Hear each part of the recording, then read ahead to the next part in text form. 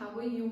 हम लोगों ने लास्ट वीडियो में इंट्रोडक्शन देखा एपी का, ठीक है, आपने देखा होगा। मैंने लास्ट वीडियो में इंट्रोडक्शन दिया था एपी का और बहुत सारे इंपॉर्टेंट क्वेश्चंस भी कराए थे आपको। आज भी मैं आपको कुछ और इंपॉर्टेंट क्वेश्चंस दे रही हूँ जो बिल्कुल ही डिफरेंट टाइप के हैं एंड काफ़ी आते हैं एग्जाम में, ठीक है। सीबीएसई 2019 में ये वाला क्वेश्चन आया हुआ है। Alright, so this is very very important question and थोड़ा सा प्रॉब्लम आता है बच्चों को इसको सॉल्व करने में। तो क्या है question? If m times the mth term of an arithmetic progression, mth term का मतलब क्या है? am, m टाइम्स का मतलब m multiplied by, okay, is equal to, तो is equal to n times यानी n multiplied by its nth term, nth term मतलब an। तो ये चीज हमारे पास गिवन है और टू प्रूव में क्या है? टू प्रूव में है m प्लस nth टर्म यानी am plus n is 0।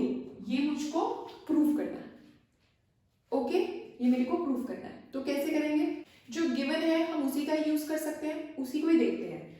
m into am, ये इंटू को मैं हटा देती हूँ, कोई उसका वो नहीं है इंपॉर्टेंस।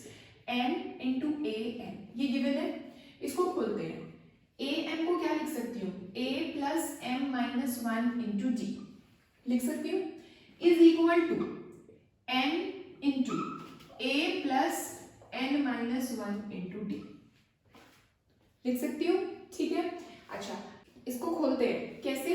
एम ए प्लस ये वाला m इससे मल्टीप्लाइड पहले, फिर ये वाला टर्म इससे m इससे multiplied, m into m minus 1 into d is equal to ये इससे मल्टीप्लाई फिर ये इससे मल्टीप्लाई, ठीक है, n a plus n into n minus 1 into D. Okay, now ये m a और ये n a, एक्चुअली हम सबको इधर ले आते हैं, सारे के सारे टर्म को हम इधर ले आते हैं। देखो m a और ये n a इधर आएगा तो माइनस में आएगा, लाइक दिस। यहां पर ये वाली टर्म में एज इट इज लिख रही हूं और ये वाली टर्म भी मैं एज इट इज माइनस में इधर डाल रही हूं, ओके। अब इन दोनों में से हमारा a कॉमन आ रहा है, अंदर क्या बचा? m माइनस n प्लस एक टर्म ये, एक टर्म ये, ठीक है। इस पूरी को मैं एक टर्म क्यों बोल रही हूँ? क्योंकि जब बीच में मल्टीप्लाई होता है तो इसका मतलब वो एक ही टर्म मानी जाती है। अगर यहाँ इन दोनों के बीच में एडिशन या सब्ट्रैक्शन होता है तो वो दो सेपरेट टर्म्स होती है हमारी, ओके। तो ये एक टर्म, ये दूसरी टर्म, इन दो टर्म्स में से कुछ कॉमन आ रहा है? यस, d कॉमन आ रहा है, तो हमने d कॉमन ले लिया। अंदर क्या बचा? m इंटू m माइनस 1, ये वाला माइनस एज इट इज, आगे n into n minus 1 is equal to 0, ठीक है। अब ये as it is plus d, इसको खोलते हैं। m square minus m into 1 m minus n into n n square minus minus plus n is equal to 0। Alright, अब क्या होगा? अब हमारा ये वाला टर्म फिर से एज इट इज, और यहां पर मैं क्या करूंगी? इसकी और इसकी पेयरिंग कर रही हूं, m square minus n square minus m plus n इकट्ठा लिख रही हूं, इज इक्वल टू 0, ठीक है। a into m minus n plus d, ये चीज क्या है मेरी? a square minus b square यानी a plus b a minus b, तो m plus n m minus n, और इन दोनों में से मैं माइनस 1 कॉमन ले रही हूं सो दैट मेरा अंदर m माइनस n बन जाए। क्या फायदा है? ये माइनस साइन अगर मैंने कॉमन ले लिया तो ये m जो माइनस का था वो प्लस का बन गया, जो n प्लस का था वो माइनस का बन गया, और ये हमारे मैच कर गए। Now a into m minus n plus d, ये एक टर्म, ये दूसरी टर्म, इन दो टर्म्स में से मेरा m माइनस n कॉमन आ रहा है, m माइनस n, अंदर क्या बचा? m प्लस n, यहां से ये तो बाहर आ चुका है, माइनस यहां और 1 यहां। ऑलराइट, अब फिर से ये एक टर्म ये दूसरी टर्म, कैसे मैं बोलती हूँ ये एक ये दूसरी, वही मैंने आपको पहले भी बताया कि ये पूरी एक टर्म इसलिए थी क्योंकि बीच में मल्टीप्लिकेशन का साइन था। जब यहाँ माइनस आ गया तो ये अलग टर्म हो गई, तो ये पूरी एक ये दूसरी। अब यहाँ पर माइनस और प्लस कहाँ पर है, यहाँ पर, तो ये एक टर्म ये दूसरी टर्म, इन दोनों में हमारा क्या कॉमन आ रहा है, m माइनस n। बचा क्या, a प्लस d और यहां पर m plus n minus 1 is equal to 0। Okay, अब ये जो m माइनस n है ये 0 के साथ नीचे चला गया, कॉन्स्टेंट है, तो 0 upon m minus n will be 0, तो ये तो गया।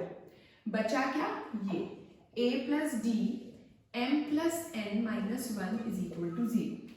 मेरे को प्रूफ क्या करना था, मेरे को प्रूफ करना था a m plus n is equal to 0, right. a m क्या होता है, अगर मैं बोलूं आपको कि nth टर्म क्या होती है, a plus n minus 1 into D, और अगर इस n की जगह मैं a2 लिखती हूँ तो n की जगह 2 आता है, अगर इस n की जगह मैं m लिखती हूँ तो यहाँ पर n की जगह m आता है, अगर इस n की जगह मैं m प्लस n लिखूंगी यानी a m प्लस n, तो क्या आएगा, a plus m plus n minus 1 into d, right. तो दैट मीन्स इस चीज की क्या वैल्यू है, a plus m plus n minus 1 into d, उसको क्या लाना था, 0 लाना था। That is we want to prove, यहाँ पर लिख भी सकते हो, a plus m plus n minus 1 into d is equal to 0, ये आपको प्रूव करना था। मेरा यही प्रूफ हो गया ना, alright. So this was the question. जब तक खुद लिख के प्रैक्टिस नहीं करोगे तब तक कुछ भी नहीं होगा। देखो बच्चों, ये भी हमारा 2019 में ही आया हुआ है, और क्या है क्वेश्चन, और पहले इस क्वेश्चन को स्टार्ट करने से पहले मैं आपको एक चीज़ बहुत इंपॉर्टेंट बताती हूँ कि अगर हमें ये दिया होगा कि आपको the three numbers are in AP, आपको नंबर्स नहीं पता but they are saying 3 numbers are in AP, तो उन नंबर्स को आप XYZ लेने से अच्छा या ABC लेने से अच्छा आपको AP में 3 नंबर्स लेने हैं ना, वो आप याद कर लो। आप कैसे लोगे, 3 नंबर्स अगर होंगे तो आप लेंगे a minus D, a and a plus D. अगर 4 नंबर्स होंगे, तो आप लोगे a minus 3d, a minus d, a plus d and a plus 3d। Alright, और इसी सीक्वेंस में लेने हैं, this is the smallest, then this and then this is the greatest. इसी तरह से इसमें भी, ये भी असेंडिंग ऑर्डर में है, सबसे छोटा देन उससे बड़ा, उससे बड़ा, उससे बड़ा। तो आपको ये 2 सीरीज लर्न करनी है। अगर 3 नंबर्स होंगे AP में और आपको नहीं पता कि कौन से नंबर्स हैं वो, तो आप ये लेके चल सकते हैं, इससे पूरा क्वेश्चन सॉल्व होगा। और 4 नंबर्स होंगे तो आप ये लेके चलेंगे। इस पर्टिकुलर क्वेश्चन में they are saying first 3 numbers, sum of first 3 numbers in an AP is 18. So let 3 numbers are a minus d, a and a plus d. All right? ठीक है, अब उनका सम क्या दे रखा है, a minus d, a and a plus d का सम क्या दे रखा है, 18। तो देखो क्वेश्चन कितना इजी हो गया, d से d हमारा कट गया, a plus a क्या आ गया, 3a, और a क्या आ गया, 18 अपॉन 3 विच इज 6। सिर्फ हमारा क्या बचा, d निकालना। उसके लिए भी एक और हिंट दिया हुआ है, product of first and third term. First term कौन सी है, ये, थर्ड टर्म कौन सी है, ये, इसीलिए मैं बोल रही हूँ इसे सीक्वेंस में लर्न करना, ठीक है, इसी सीक्वेंस में। So first and third term का मल्टीप्लीकेशन यानी a minus D into a plus D is 5 times the common difference AP में होता है d, राइट। तो ये क्या है, a plus b, a minus b, a square minus b square, लेकिन यहाँ b स्क्वायर की जगह है d square, okay, is equal to 5d। But a की वैल्यू तो मैं निकाल चुकी हूँ, जो कि क्या आ रही है मेरी, 6। तो यहाँ पर 6 रख दो, क्या आ गया मेरा, 36 minus d square is equal to 5d। ठीक है, ये तो हमारी क्वाड्रेटिक बन रही है ना, कोई बात नहीं। क्या आ जाएगा हमारा आ जाएगा, अगर डी स्क्वायर को मैं इधर लेके आऊँ पॉजिटिव में, तो हमारा इधर तो बचा 0 is equal to d square, ये प्लस का 5d और ये 36 आ गया हमारा इधर माइनस। ऑलराइट, अब हम स्प्लिटिंग द मिडिल टर्म करने के लिए 36 के फैक्टर्स निकालेंगे, और 36 के फैक्टर्स होते हैं हमारे 3 3 3 9 2 18 2 36, ये होते हैं हमारे। ऑलराइट, तो हमारे हो गया 9 और 4, ठीक है। तो 9 प्लस का ले लिया और ये माइनस का, जो कि सबको आता है, ठीक है ना। तो 0 इज इक्वल टू इन दोनों की पेयरिंग, ये तो हम फटाफट से कर लेंगे। हमारा आ गया d -4 और d +9, तो यानी d आ गया या तो 4 या फिर -9, ठीक है।